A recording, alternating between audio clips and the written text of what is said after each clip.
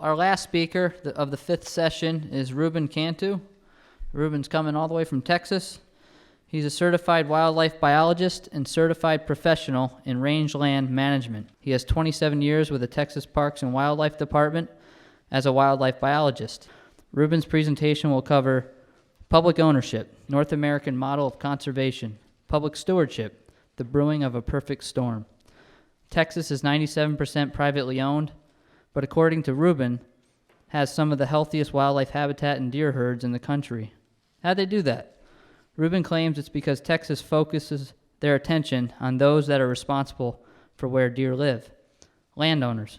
We know that there is no better steward of the land, the habitat, and the wildlife resources than those who have an economic interest in that private property.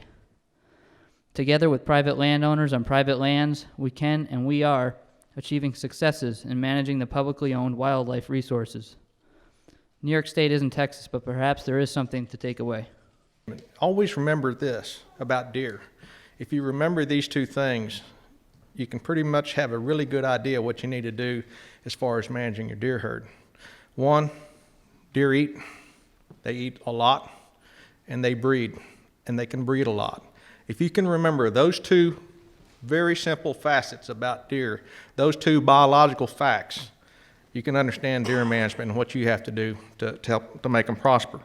Texas has a very successful private lands assistance program, and the charge from our state agency's commission is to provide assistance to the state's landowners to help them steward the public's wildlife.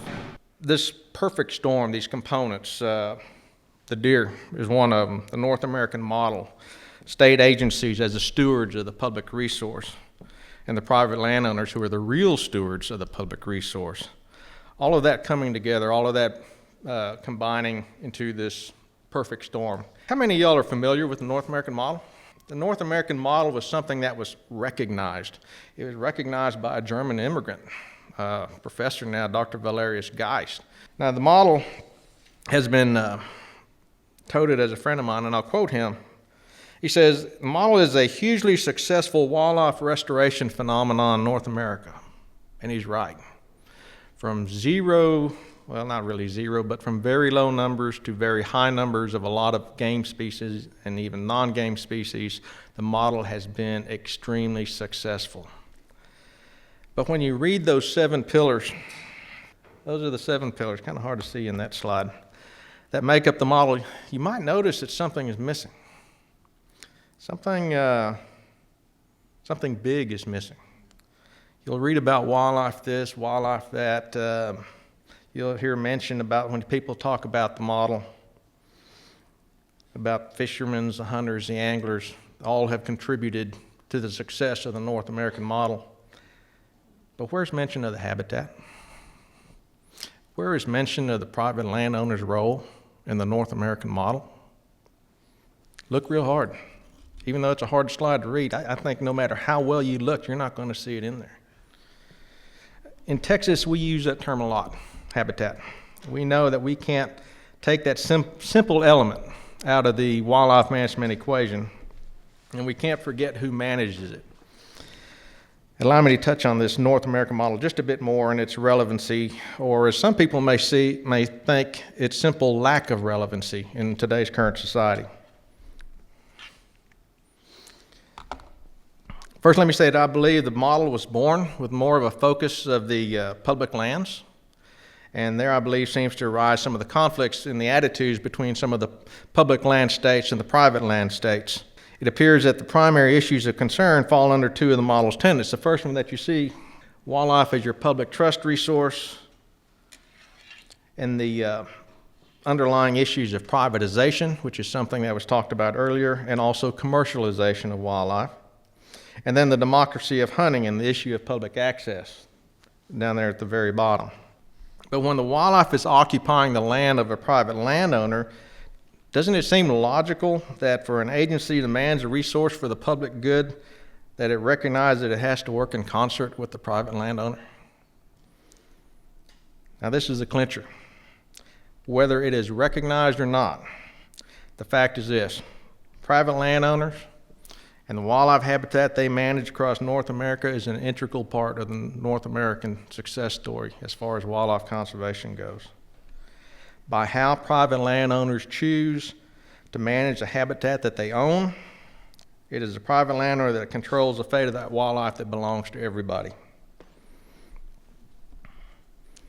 It seems to me that when we talk about I'll just refer to it as a model.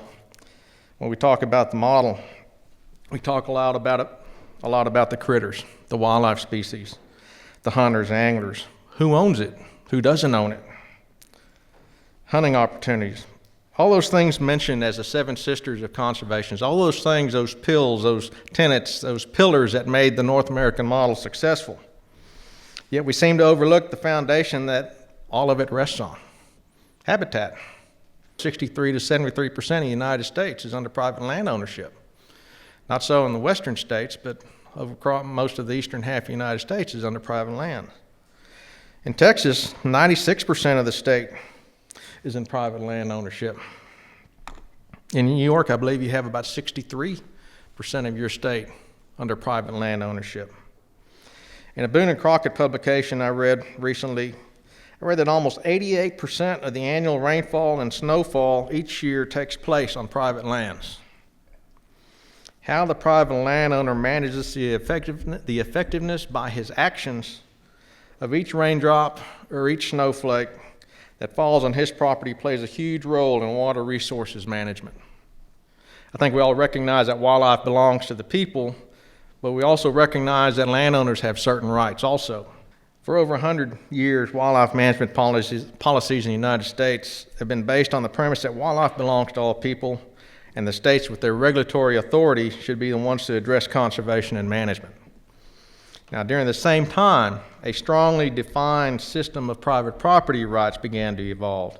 And to continue this discussion even further, we have to recognize who owns what resource and what are the rights of that owner that owns those resources. The wildlife resource of our country belongs to the people. That's not an argument. Most of the habitat on which the wildlife resources depends on belongs to the private landowner, and we can't argue that either.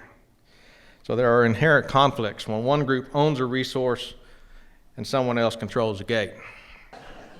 By providing and managing wildlife habitat for the people, the private landowner is essentially the steward of the public's resource.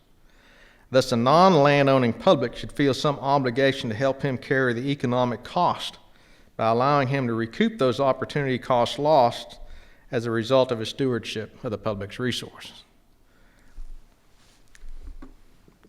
Now, controlling access to his property is a private landowner's right.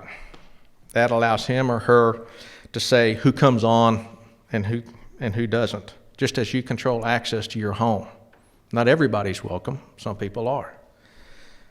If public access is denied by a private landowner, who the wildlife belongs to is a moot point when you think about it. If public access is denied by a private landowner, and again, this all goes back to the underlying issue of access. Some private landowners grant it for free, some grant it for a fee, and some don't grant access at all. It's their right. What I see as a bone of contention among a lot of folks is the term privatization and what it really means and how this conflicts with the first tenet of the model. Wildlife as a public trust resource belonging to all people. In Texas, private landowners have been leasing access rights to hunters since the early 1940s. Over 70 years ago, private landowners realized that wildlife has value today. If somebody gives you something for free, how much value does it have? So these landowners have recognized that wildlife values often exceed the value of commercial livestock and sometimes the value of commercial agricultural products that they can produce on their lands. Texas' lease hunting system has allowed more ranchers to keep their lands and maintain more wildlife habitat than any other incentive you can name that we've got available for landowners in Texas. We also know that this system is market-driven, and current lease prices are what the market is willing to bear. It's economics. Now, it's a tough balancing act, but let's ask ourselves a question.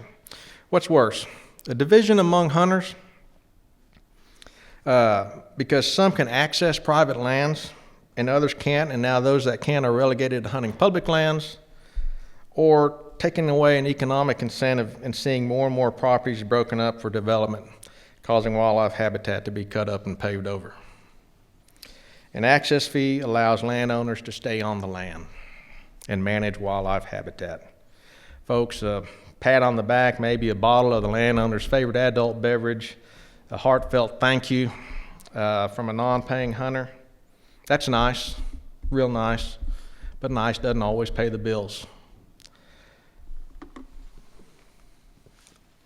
I mentioned that some landowners chose, even in Texas, some landowners choose not to allow public access, paid or not. Can you tell me why you think landowners may not want to provide access onto their properties for the general public? Several years ago, a number of our field biologists across Texas posed this very question to wildlife, to private landowners. Do you allow unrestricted public use of your lands, and if not, why not? Of those responding with a no, some of them really put that in big letters so we could see it very clearly. 33% indicated that liability fears kept them from allowing unrestricted public access. Another 27% said it was fear for their property and an overall lack of respect for the property and the land from public users. Landowners are also scared that casual visitors, those with no sentimental ties or those with no financial ties to the land, will abuse the land or the landowner's private property. Now, in the same survey, landowners were asked what it would take for them to grant public access. The number one answer, with 56%, was, it's on the slide, money. And some of them said, lots of money. Fortunately or unfortunately, that's your market economy at work. Landowners recognize an economic value in wildlife and that there are market-driven incentives to provide good habitat for the wildlife resource. The public's wildlife resource in Texas is not in jeopardy, as private landowners have vested interest in managing for quality habitat and wildlife. A few years back, I looked at some desert mule deer population and harvest data from the public lands, primarily New Mexico, Arizona, Nevada, Southern California, and Texas. The results were somewhat eye-opening. In one instance, Texas had more bucks than one state's total deer herd, despite the fact that the state's desert mule deer range in that state and Texas were approximately the same size. Texas had half as many hunters on the same amount of deer range. Two states indicated that they had more hunters than they had bucks running around in their lands. Hunter success was about 41% in Texas and ranged from 9 to 20% in the other southwestern states. The doe to buck ratio in Texas was 1.6, whereas in the public land states it ranged from 5 to 8, showing lots of hunting pressure on your buck segment. The average age of bucks harvested in Texas was 4.5, and in the public land states the majority was made up of 2.5-year-olds and yearlings. One state indicated that 60% of its yearling bucks were harvested annually. The estimated percent of the buck population harvested in Texas runs from anywhere from 10 to 12% and range from 40 to 60% in the public land states. I think I can safely say that because of the generally conservative nature of the private landowners in the Lone Star State, those landowners who control access onto their properties, who manage the habitat, that the management of the desert mule deer herd in Texas is in pretty good hands. That kind of versus what may be described as one of the earlier speakers said earlier, tragedy of the commons. Everybody's out to get all they can get while they have the opportunity to get it with no restrictions. What happened to fair chase? Now, I've got mixed emotions about high fences. They can be good things or they can be bad things. I look at high fences as nothing more than a tool. A tool, if used the right way, can provide exceptional benefit. Interestingly, many landowners have constructed high fences around their ranches to prevent deer from their neighbor's property, which in more times than not is overpopulated, from jumping a conventional fence and degrading their habitat as well. The driving force behind erecting a high fence is frustration. You have a private landowner wanting to do everything he can possibly do. Out here he might be managing his forest, selective thinning, maybe some block cutting. He's wanting to allow a lot of that regrowth as a result of those practices to get started. That way he can feed the deer that he's got within his property.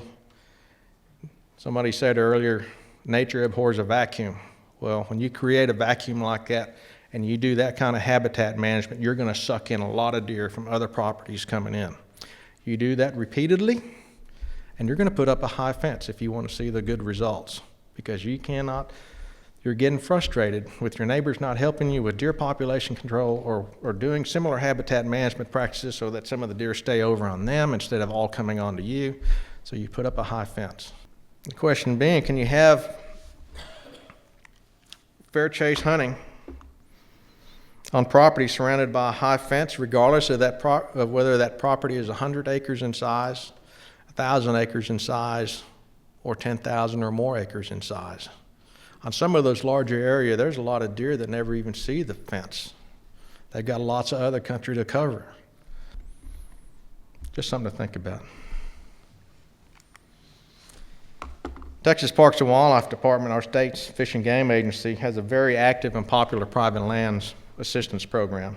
Currently, they have about 8,200 parcels of private property covering just a hair under 30 million acres under written wildlife management plans. We have lots of biologists whose primary focus is doing nothing but working with private landowners, helping those private landowners become better stewards of the public's resource. That's what their job is. That's what this whole program is all designed for. Through collaborative partnerships with private landowners using broad-minded approaches, good science, and lots of persistence, wildlife managers can manage the public's resource via the private landowner on private lands for the betterment of the habitat for the use of the general public. I'm not here to push what we do onto you guys. The model we have is not perfect, but it also isn't broken. It does, however, fit our own traditions and needs, and it does recognize private landowners who manage habitat. These private landowners, these stewards, are an integral part of the conservation equation. We know that there's no better steward of the land, the habitat, and wildlife resources than those that have an economic interest in the property. Working together, private landowners, understanding the North American model, public lands, public resources, a collaborative effort with all folks with a vested interest in those resources, we can ensure that the public's wildlife resource has a home on both public and private lands. And with that, I will close with one final quote from Aldo Leopold. He says, "Conservation will ultimately boil down to rewarding the private landowner who conserves the public interest."